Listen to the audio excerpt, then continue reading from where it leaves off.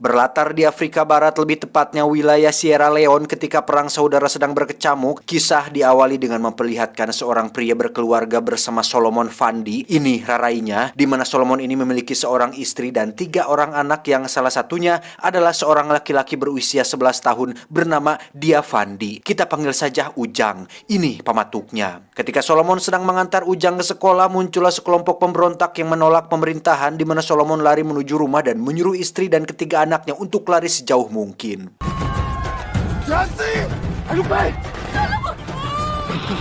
Para pemberontak ini sendiri sudah banyak menimbulkan penderitaan bagi penduduk desa-desa kecil di Afrika, di mana mereka dengan sengaja memotong kedua tangan para korban hanya agar tidak bisa melakukan pemilihan saat diadakannya pemilu presiden.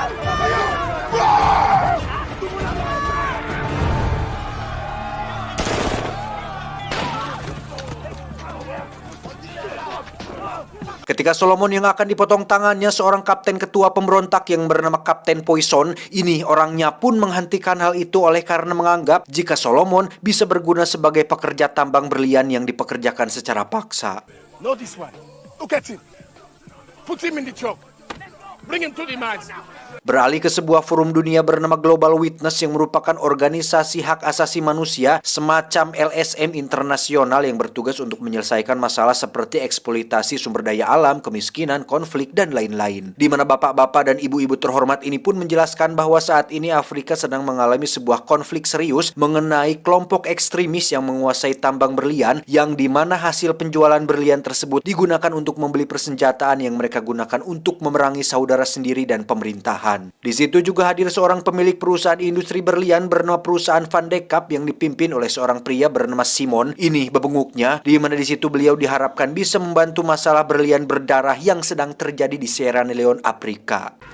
Mr. Van de Kaap and Mr. Simmons. Kembali ke Afrika, di mana kita akan melihat seorang tentara bayaran sekaligus tokoh utama kita bernama Danny Archer. Ini orangnya, di mana Danny bekerja sebagai pemasok atau penyuplai senjata bagi para pemberontak dengan imbalan berlian itu sendiri. Yeah, so many, I don't know what to do with them all. Hey Aja, next time you bring satellite TV, I want to see P1. Ja. Danny tentunya tidak bekerja sendiri karena dia memiliki atasan atau bos, seorang kolonel bernama Kolonel Kotzi. Ini babangusnya, yang dimana beliau ini memiliki akses ke industri perdagangan senjata ilegal yang tentunya memiliki apa yang dibutuhkan oleh para pemberontak tersebut. Hey, I'm talking to you. Stop! Karena kolonel sendiri masih tinggal di Afrika, lebih tepatnya di ibu kota Afrika, Danny pun berjalan kaki dari kamp pemberontak menuju ke rumah si kolonel, yang dimana saat dalam perjalanan menuju ke sana, Danny dihadang oleh beberapa tentara Afrika yang berhasil menemukan berlian di dalam kulit domba, yang pada akhirnya membuat Danny harus ditahan atas kasus penyelundupan. Guys, take him over.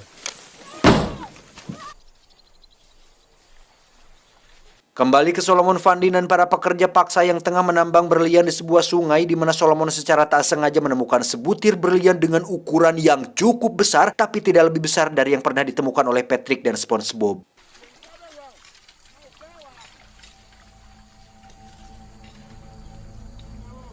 Saat itulah Solomon berinisiatif untuk menyimpan untuk dirinya sendiri, di mana dia dengan cerdasnya mengapit berlian itu di antara kedua jari kakinya dan pura-pura izin modal untuk mengubur berlian tersebut.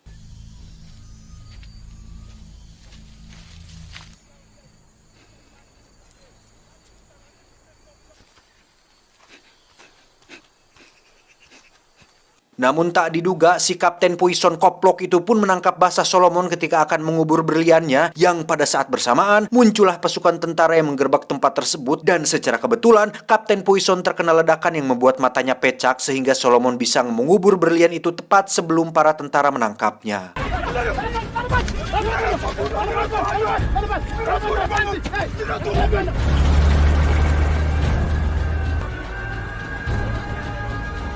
Dan secara tak terduga, Solomon ditempatkan di sel yang bersebelahan dengan si Danny, di mana saat para tentara membawa Kapten Poison, dia pun teriak-teriak kepada Solomon mengenai di mana dia menyembunyikan berlian terbesar yang pernah dilihatnya, yang hal itu langsung didengar oleh Danny yang merupakan seorang maniak berlian dan pemburu keuntungan. Where did that one? The pink one. I saw you take. You're mad.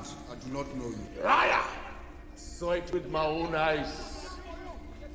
Ketika Dani ditebus oleh temannya, Dani pun meminta si teman untuk menebus seorang pria bernama Solomon Fandi yang tentu saja Dani berniat untuk mendapatkan berlian tersebut dengan menggunakan Solomon sebagai jalannya. Listen, his name is Solomon Vandy, all right? Van de Kop is gonna want that stone, whatever they say. You just get him out. Sesampainya di kontrakan, Dani pun mencongkel salah satu giginya yang ternyata isinya satu butir berlian kecil, yang mana sebagai seorang tentara bayaran sekaligus penyelundup berlian profesional, Dani tentunya selalu punya ide-ide berlian dengan menyembunyikan brilian di spot-spot yang tak terduga.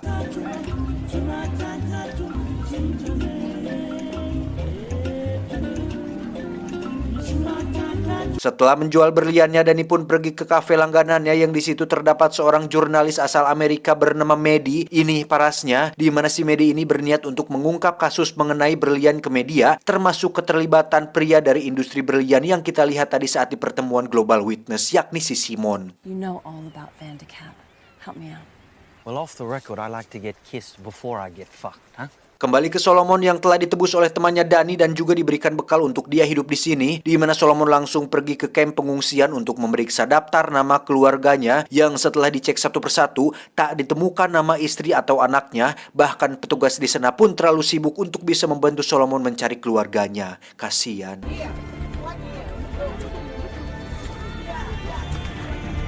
Ternyata istri dan anak Solomon masih terlunta-lunta bersama para warga lain, di mana para pemberontak akhirnya berhasil menghadang mereka, menculik anak Solomon dan membiarkan sang ibu alias istri Solomon menangis histeris.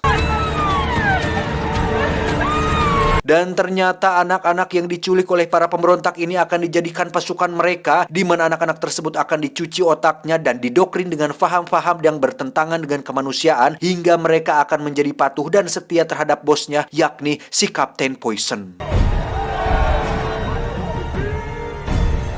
Beralih ke ibu kota Afrika, di mana Dani terlihat sedang bersama sang atasan yakni Kolonel Kodzi, yang intinya si kolonel ini agak kecewa dengan pekerjaan terakhir Dani yang mengakibatkan berlian-berlian tersebut disita pihak berwajib.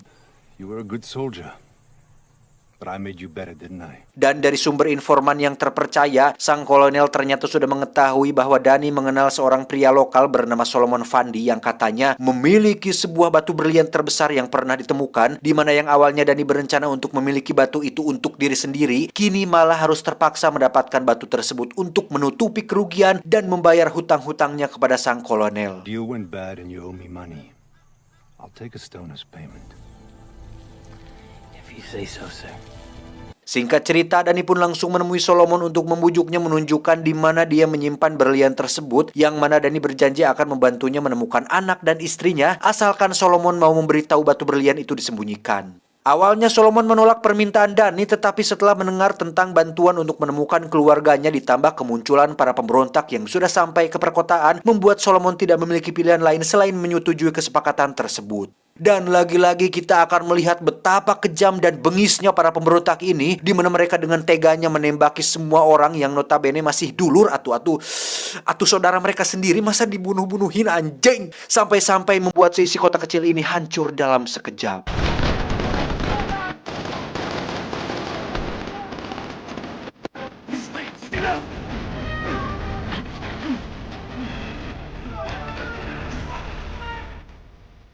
Setelah mereka berdua berhasil selamat dan ikut dalam rombongan para pengungsi, Dani pun menemui Medi si jurnalis untuk memintanya sebuah bantuan yang pastinya sudah bisa Anda tebak bahwa Dani meminta Medi untuk menunjukkan di mana kira-kira keluarga Solomon akan diungsikan. Sebagai imbalannya, Dani akan menceritakan semua yang dia tahu tentang bisnis penyelundupan yang dia geluti, bahkan keterkaitan pemimpin industri berlian Van de Kap dalam bisnis berlian berdarah ini akan diungkapkan olehnya. And you can prove this. You help me out, yeah. Right, here it comes. Faktanya, demi berlian tersebut Dani memainkan sebuah permainan simbiosis mutualisme, dimulai dengan Solomon yang akan bertemu kembali dengan keluarganya, Medi yang akan punya berita untuk tulisannya, dan dia sendiri yang akan diuntungkan dan akan bisa membayar hutang-hutangnya kepada Kolonel Kodzi. I can't believe I just said that. Dengan bantuan Medi, Solomon dan Dani pun dibawa ke Geni, sebuah kamp pengungsian terbesar kedua di Afrika, di mana di situ Solomon akhirnya bertemu dengan istri dan anaknya. Yang baru saja mereka bertemu, Solomon sudah teriak histeris oleh karena anak sulungnya yang diculik para pemberontak buajingan tersebut. Where is my son? Where?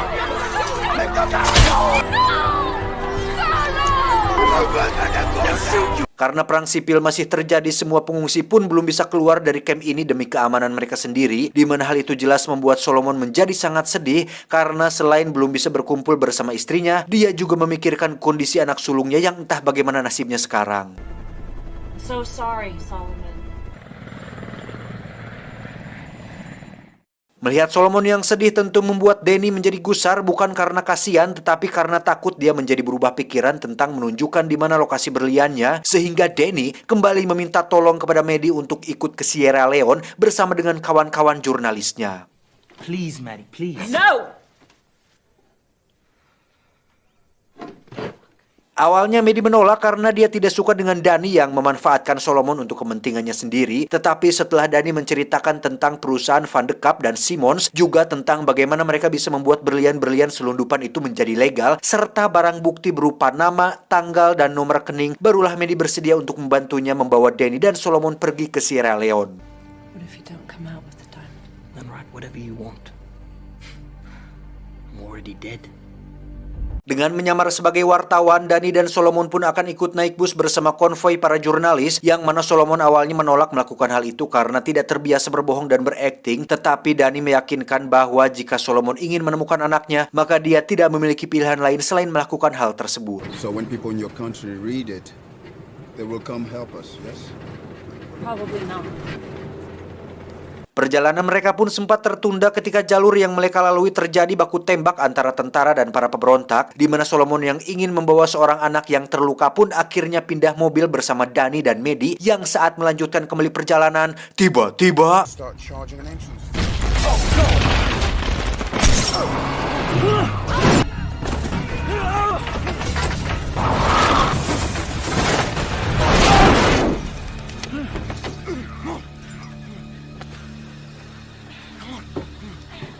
ya, di saat semua anggota konvoi tewas, hanya mereka bertigalah yang masih selamat, yang tentu saja berkat bantuan orang dalam, di mana Danny, Solomon, dan Maddie pun berjalan kaki sampai ke tengah hutan, yang di situ sudah ada beberapa orang bersenjata dari suku Kamajor, sebuah milisi lokal yang tidak ikut campur dalam urusan perang saudara ini dan lebih mementingkan tentang keselamatan keluarga mereka sendiri.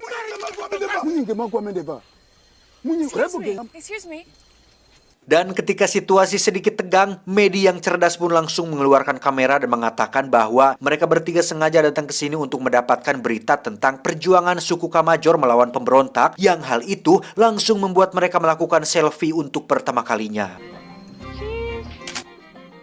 So do you think they've read your work?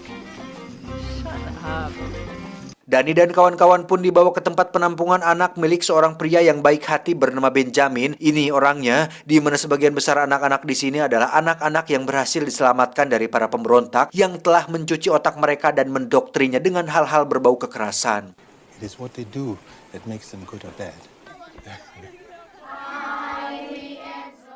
Disitulah Danny dan Maddie akhirnya mengobrol lebih dalam tentang kehidupan mereka masing-masing, di mana Maddie akhirnya benar-benar dibuat simpati ketika mendengar kisah hidup Danny yang sudah tinggal di Afrika sejak kecil. I got sent away to South Africa in 1978 with a Muntsilverenas.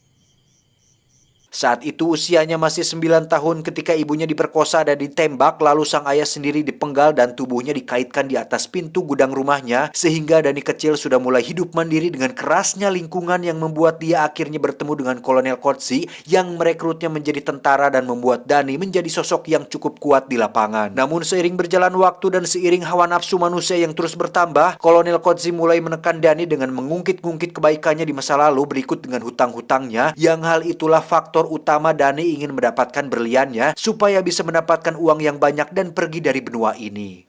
God ever forgive us for what we've done to each other?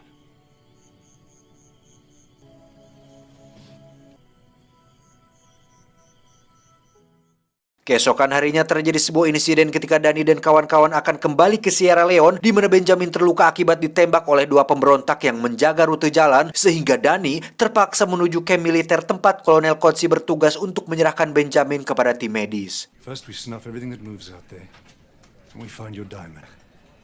Ek wil hê julle moet die brug blaas. Lê die myne Laat my weet wanneer julle manne reg is. Saat itulah Dani memutuskan untuk kembali ke Sierra Leone demi berlian dan anaknya si Solomon, di mana Dani sekali lagi meminta bantuan atau memohon kepada Maddie untuk mengalihkan perhatian seorang penjaga sehingga Dani bisa masuk ke sebuah tenda dan mengambil beberapa alat yang diperlukannya. Hal itu tentu membuat Maddie merasa sangat keberatan, bukan karena dimintai pertolongan, tetapi karena dia peduli dengan keselamatan Dani dan Solomon yang harus kembali ke zona perang alias Sierra Leone. Okelah, Solomon masih masuk akal membahayakan nyawa demi sang anak, tapi Maddie merasa sangat nyesek ketika sudah tahu bahwa Dani nekat membahayakan nyawanya sendiri hanya untuk sebuah berlian. Office phone, home phone, cell phone. I'm used to being pursued. What the heck? As soon as I'm near a phone, yeah. Yeah, right. Menempuh perjalanan berkilo-kilometer, mereka pun akhirnya sampai di markas para pemberontak yang dimana Solomon sendiri mengubur berlian tersebut di dekat sungai yang tak jauh dari sana, di mana Dani yang tidak ingin mati konyol pun menghubungi si kolonel dan memberitahunya lokasi markas para pemberontak ini supaya bisa langsung diserang keesokan paginya. Call back at midnight to confirm. Karena sudah tidak sabar lagi, Solomon pun nekat masuk ke dalam kandang singa untuk memastikan anaknya masih hidup, di mana dia akhirnya dengar cadas ketika anaknya justru tidak memperdulikan Solomon dan meneriakinya sebagai musuh akibat dari cuci otak yang dialaminya.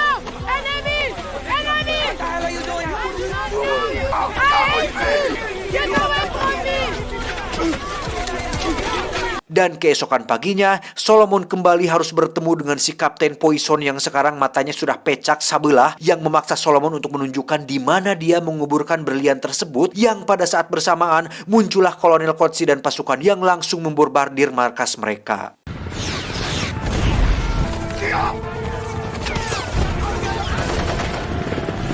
Ketika peluru dan bom saling pajuliwet, Dani pun berlari untuk menyelamatkan anak Solomon yang tentu saja demi berlian tersebut, di mana Solomon sendiri sedang asik menghajar si Kapten Poison menggunakan sebuah skop dan berhasil mencocok kepalanya hingga dia tewas saat itu juga.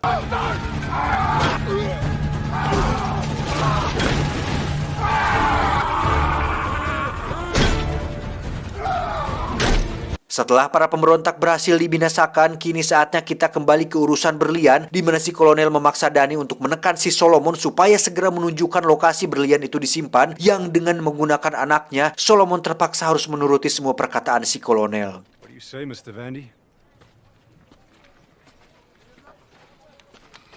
Luitenant, jy is in beheer van hierdie kamp. As enigiemand beweeg, skiet hulle. Sesampainya di lokasi, Solomon pun langsung menggali tanah tempat dia menguburkan berliannya, di mana saat si kolonel sudah tak sabar ingin melihatnya, saat itulah Dani dan Solomon langsung menumbangkan mereka semua dan membunuh si kolonel Kotsi yang selama ini sudah membuat hidup Dani menjadi tidak tenang.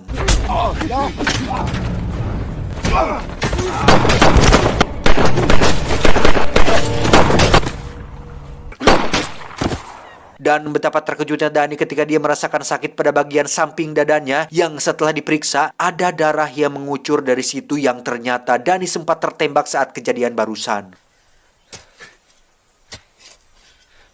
Setelah Solomon berhasil menemukan berlian yang dia kubur dan para pasukan Kolonel Kotsi datang untuk menyusul, saat itulah mereka berlari ke berbukitan, di mana dalam perjalanan menuju ke sana, Dani pun meminta Solomon menyerahkan berliannya untuk kemudian dia menghubungi pilot langganannya untuk menjemput mereka di titik yang telah ditentukan. Nabil, where are you? I'm nearly there. Kondisi Dani yang terluka parah dan mulai melemah pun membuat Solomon terpaksa harus menggendongnya, di mana saat pesawat jemputan sudah datang, Dani pun merasa bahwa mungkin inilah akhirnya, mungkin inilah nasibnya, bahwa dia tidak akan sanggup lagi untuk bertahan, tak bisa tertolong, sehingga Dani yang masih memiliki hati nurani sebagai seorang manusia pun memberikan berlian itu kepada Solomon dan menyuruhnya untuk naik ke dalam pesawat jemputan yang akan membawa dia dan anaknya ke tempat aman. You take your boy home, huh?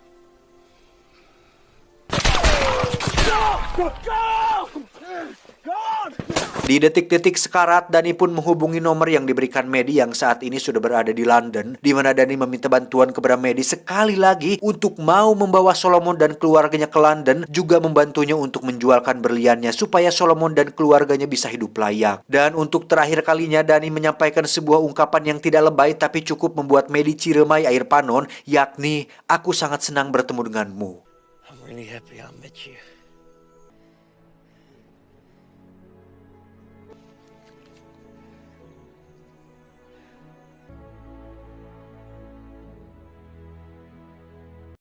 Singkat cerita, Solomon terlihat sudah berada di London berkat bantuan Maddie, di mana mereka berdua sudah menyusun rencana untuk mengungkap semua kebusukan Simon, sang pemilik perusahaan berlian Van de Kaap, di mana Solomon meminta Simon untuk membuatkan visa dan mengurus semua kepindahannya keluarganya ke London, juga dengan satu koper uang yang telah disepakati, yang setelah semua itu selesai, barulah Solomon akan memberikan berliannya. I want what was promised to me by Mr. Archer. Well, may I see what I'm buying? You will get the stone once my family is here. Dan ketika Solomon akhirnya bisa kembali berkumpul dengan keluarganya, juga dengan Simon yang sudah mendapatkan apa yang diinginkannya, saat itulah Maddie diam-diam mengambil gambar Simon sebagai barang bukti atas semua berlian ilegalnya, sehingga secara tidak langsung membuat kehidupan Solomon menjadi lebih baik, yang pada saat bersamaan membuat kebusukan perusahaan Van de Kaap akhirnya terungkap.